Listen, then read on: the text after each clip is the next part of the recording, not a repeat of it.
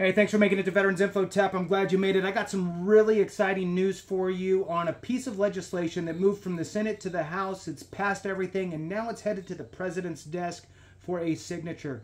This piece of legislation will cover three things within the VA, Veterans Affairs, and potentially affecting all of us, right? So I wanted to share that with you, share the opening remarks or the remarks of the passage of this bill, and share that with you so you're up to speed with what's going on. Please hit the thumbs up, subscribe, share with a friend, all that good stuff. I really appreciate it. It helps a lot. And if you're not a member, consider joining. It really does help the channel a lot, and it helps me to find you quicker in the comments. All right, jump into it here. The headline is, and this is directly from the House Committee on Veterans Affairs, the House Committee on Veterans Affairs. I guess it is what it is. It's exactly that. So, the House extends in essential veterans programs. House extends essential veterans programs. This came out, this press release came out September 28th, 2023, and we're just going to dive into it here for you and just read it exactly as it goes. And it's one of those line by line, kind of this is what this person says type of a thing.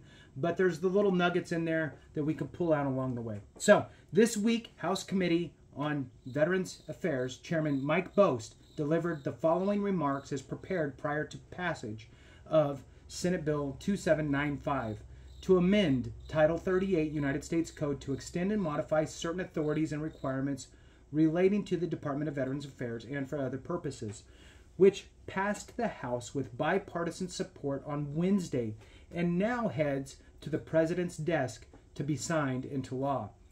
Mr. Speaker, I move to suspend the rules and pass Senate Bill 2795. Mr. Speaker, I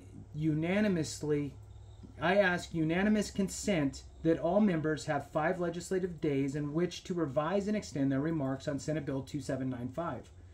Mr. Speaker, I yield myself as much time as I may consume. Thank you. Mr. Speaker, I rise today in support of Senate Bill 2795, a bill to extend VA's expiring authorities. The Veterans Affairs Committee works on an extenders bill every year, and this year it was introduced by my friends Senator Tester and Senator Moran. The 2023 extenders bill does 3 things. First, it would extend VA's participation in the National Disaster Medical System for 5 years. VA has a mission to protect veterans and staff and support public health during disasters or emergencies. Second, the bill would allow medical professionals who are contracted to perform veterans' disability exams to continue practicing across state lines. That's important because sometimes you're on the border and your closest place is on the other state, right? Or across the state line. So that's an important aspect. So I'm going to read that one again. Second, the bill would allow medical professionals who are contracted to perform veterans' disability exams to continue practicing across state lines.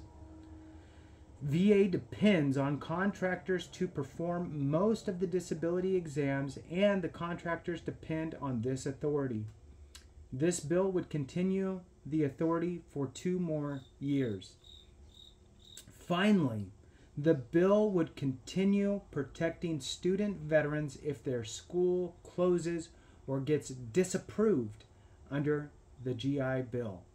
This is really important because if your school closes or falls off of the approved list and you can't transfer your units or anything like that, this is a good protection against that. It would allow the Secretary to restore their entitlement to education benefits for 2 more years. I support this legislation because it gives VA important tools to take care of our veterans. Without extending these authorities, serious impacts to operations would mean VA's ability to protect Americans during disasters would be limited. Veterans' claims for disability compensation would ground to a halt, and student veterans would be left out in the cold if they attended a college that closed due to fraud or mismanagement. We can't let that happen. I would once again like to thank Senators Tester and Moran for working on this legislation in the Senate. I would also like to thank Dr. Murphy for his work to lead the companion legislation in the House. I urge all my colleagues to support Senate Bill 2795.